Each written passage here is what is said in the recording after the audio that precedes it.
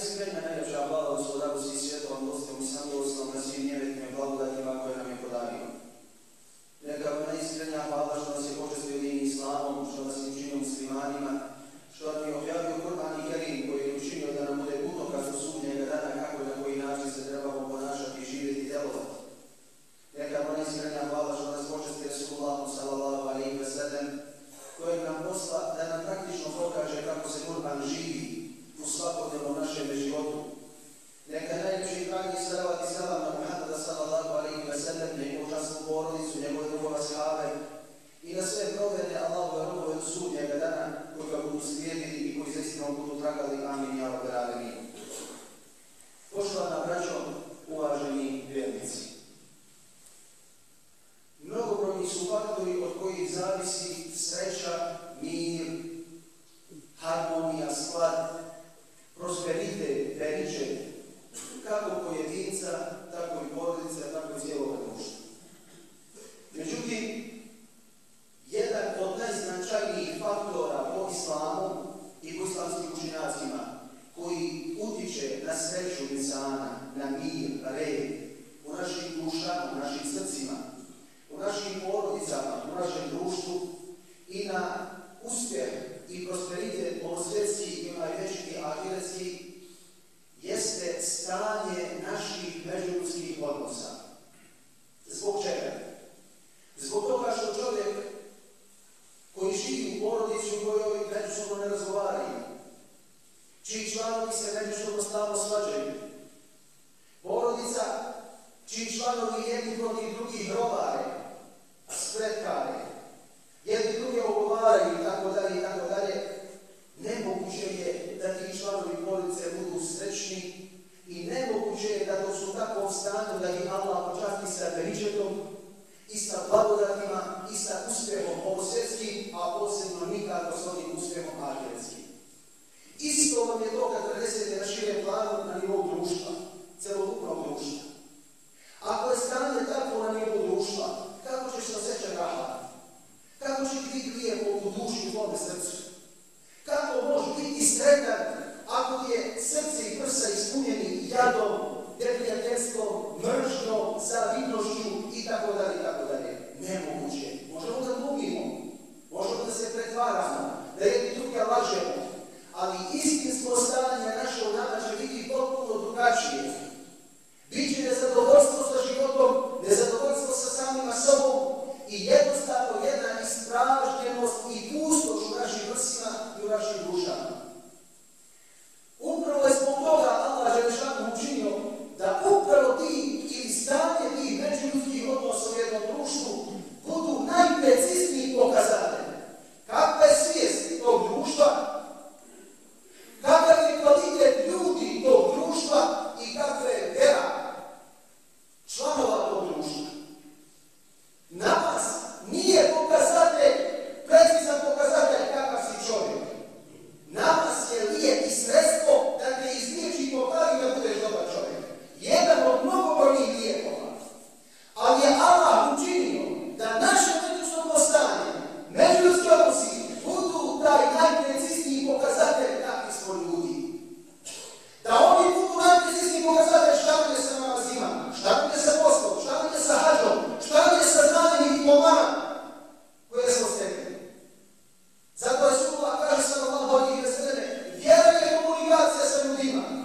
Vjera je komunikacija sa ljudima. Kakav je međuljudski odnos, to je njegova vjera. Tu se vidi kakvi smo mi ljudi, kakvi smo muslimani, kakvi smo klanjači, kakvi smo ostači. Jeste.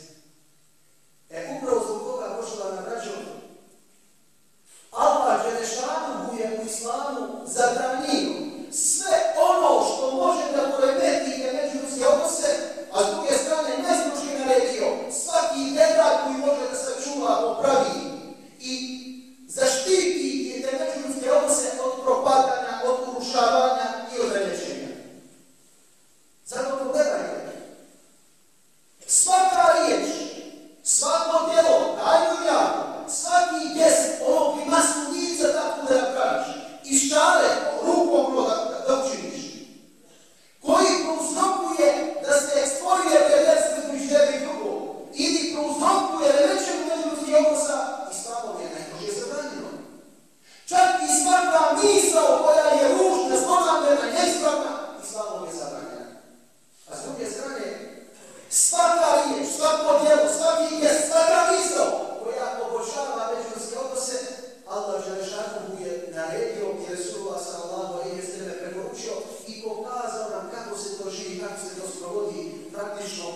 svakodnevnom našem životu.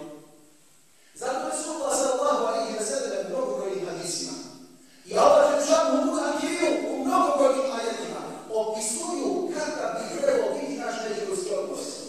Kakav bi trebao biti odnos tih koji padaju Allah na seždu, koji kažu da nema drugog osim Allaha dželešanu i da je Muhammed sallallahu alejhi ve sellem uzor i primjer i vodilja ljudi u životu i Allah bi dali objavno. Zato u Kur'anu je Allah dželešanu kaže innama al-mu'minuna ikhwan. Vjernici su isključivo braća. U kom smislu? Samo braća koju je majka rodila, oni su vjernici? Ne. Ako je neko vjernik, ne može biti vjernikom istinski dok druge vjernike ne bude doživljavao kao svoju braću. I dok njihov odnos međusobno ne bude kao odnos kakav treba biti između najbolje braće koju je jedna te ista majka rodila. Vjernici su isključivo braća, kaže Gospodar svih svjetova. U drugom ajetu Allah dželešanu kaže وَالْمُؤْمِنُونَ وَالْمُؤْمِنَاتُ بَعْضُهُمْ أَوْلِيَاءُ بَعْضٍ. A vjernici i vjernice su jedni drugima prijatelji, jedni drugima zaštitnici, branioci. Vjernici i vjernice, oni su međusobno jedni drugima prijatelji i branioci i zaštitnici. O čemu se radi? U drugom ajetu Allah dželešanu kaže nemojte uzimati one mimo vas, mimo vjernika, za svoje prijatelje i za svoje zaštitnike. Nemojte uzimati one mimo vas, za vaše prijatelje i za vaše zaštitnike. Zašto? Kako ćeš pored vjernika uzeti nevjernika za svog prijatelja i za svog zaštitnika? Allah ti ne kaže budi neprijatelj, onome koji još nije spoznao istinu, ali ti kaže za prijatelja uzmi ono ko nosi istinu djelu.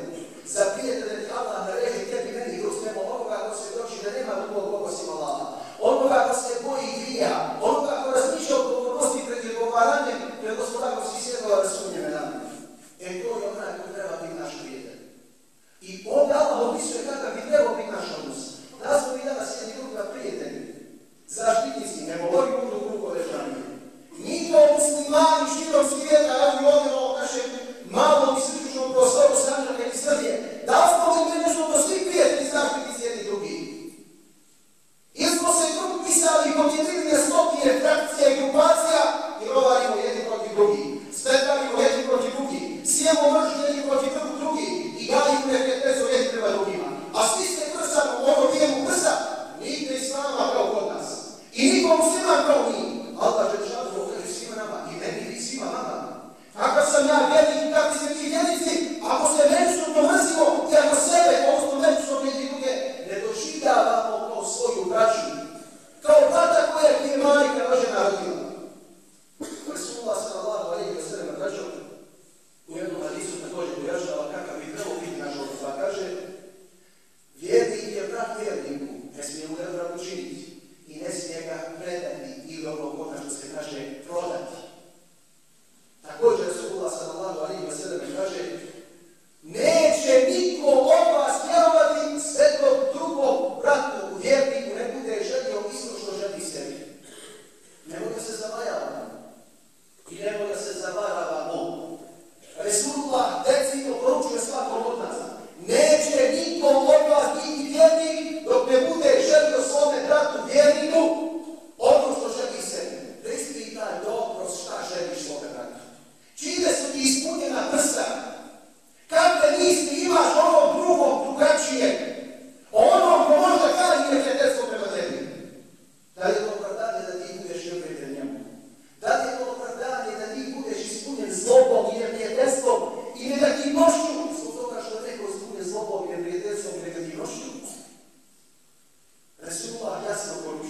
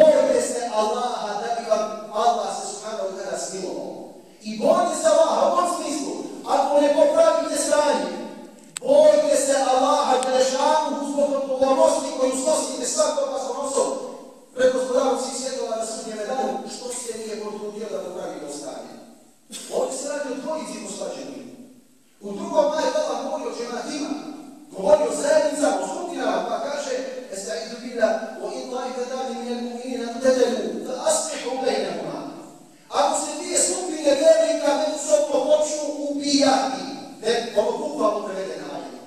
Ako se dvije skupine vjernika počnu međusobno ubijati, vi ih izmirite. Gotovo. Šta je propis princip? Izmirite vi. Znači, nekada će se desiti da se dvojica posvade. Nekada će se desiti da se skupine uključe s jedne i s druge strane. Ali u obje situacije Allah rezino kaže izmirite ih i bojte se Allaha Đelešanu, nemoj da to ne učinite, u tom smislu je ajet. A onda u trećem ajetu Allah ne pojašnjava kako to da se izmirimo. Jer da se izmirimo bez bilo kakvih principa, bez bilo kakvih načela, bez bilo kakvih postulata, pravde i pravičnosti. Nego Gospodar u drugom, u trećem ajetu jasno precizira. Zato ih izmirite po pravdi i budite pravedni, jer Allah Đelešanu vodi pravedne. Izmirite ih po pravdi i budite pravedni, jer Allah Đelešanu doista vodi one pravedne. Resulullah sallallahu alejhi ve sellem kaže u hadisu: svakog jutra kada osvanemo dužnu udjeliti sadaku za svaki zlo u našem dijelu, a zlo u našem dijelu ima koliko ima dana u godinu.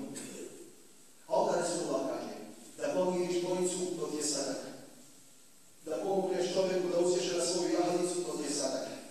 Da pomogneš nekome tovar, da ne tovari tamo gdje hoće, to ti je sadaka. Da kažeš lijepu riječ, to ti je sadaka. Da pokloniš nekome osmeh, to ti je sadaka. Na kraju jednog hadisa Resulullah kaže: zaštiti druge ljude od tvog zla i to ti je sadaka. Zaštiti druge ljude, sve ljude od svog zla i to ti je sadaka, kaže Resulullah sallallahu alejhi ve sellem. U drugom hadisu poslanik sallallahu alejhi ve sellem pita ashabe jednog dana: hoćete li da vam kažem šta je vrednije od namaza, od posta i od zekijata, od sadake? Vrednije od svih ibadeta. Kaže Boži poslaniče, hoćemo. Kaže vrednije od namaza, posta, zekijata, sadake je popravljanje međuljudskih odnosa. Gledajte subhanallah. Vrednije od namaza, posta, zekijata, svih ibadeta je popravljanje međuljudskih odnosa. A onda Resulullah kaže: jer su međuljudski loši, međuljudski odnosi propast. Ovako kaže Boži poslanik. Uništenje. Čega propast? Propast nas. Propast naše dunjaluka i našeg ahireta. Propast naše vjere. Propast veličeta na ovdje svijetu i blagostanja. Propast mogućnosti da živimo srećno. Na dunjaluku i steknemo veću sreću na ahiretu. Propast dađe gubitak svih kvaliteta životnih za kojima jedno društvo može tragati gdje živi. Zato Boži poslanik kaže, još ovaj hadis za danas više neću, kaže u jednom hadisu: svakog ponedjeljka i četvrtka vaša djela se uzdižu Allahu Đelešanu. Pa Allah prašta svakom čovjeku koji nije širk činio, koji nekog Allahu ravni nije smatrao. A onda Resulullah kaže: osim posvađenjima. Osim posvađenjima.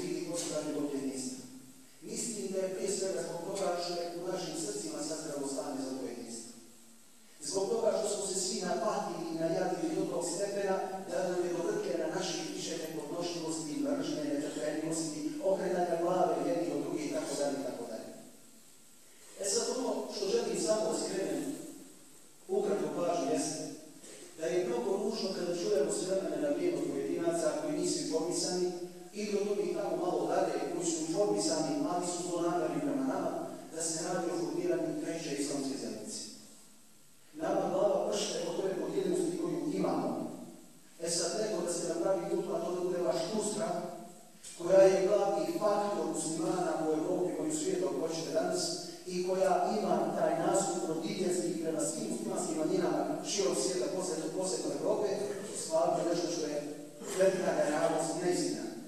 Radi se o tome da postoji i čista i odlučena namjera i težnja ideja da se objedine dvije postojeće islamske zajednice u jednu jedinstvenu.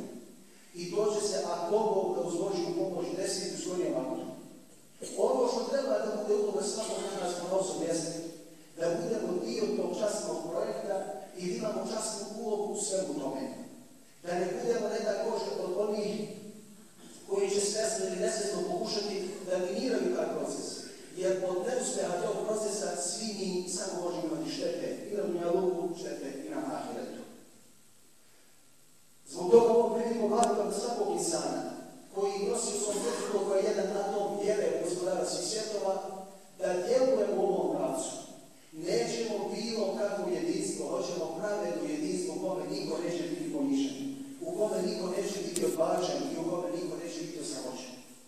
Hoćemo jedinstvo koje će biti pravedno i imamo garancije da će tako biti. Hoćemo jedinstvo kog niko neće imati štete, ali ćemo svi skupa imati koristi. I ja molim Allaha Želešanu da nam to omogući. Onako kako je njemu najdraže, da ne bude ni po mojoj meri, ni po tvojoj meri, nego po Božjoj meri kako je njemu najdraže. Molim ga Subhanahu wa ta'ala da nas nadahne sviju, da nam Allah posvijeti u ovi srca naša da prepoznamo istinu, a s druge strane da prepoznamo i laž, da nam da snage da slijedimo istinu, a da se čuvamo i klonimo laži. Apelo bi još jednom sviju skupa, da se tenzije spušte, da se ne priča nešto bez znanja. Ovo je informacija koja je vjerodostojna ispravna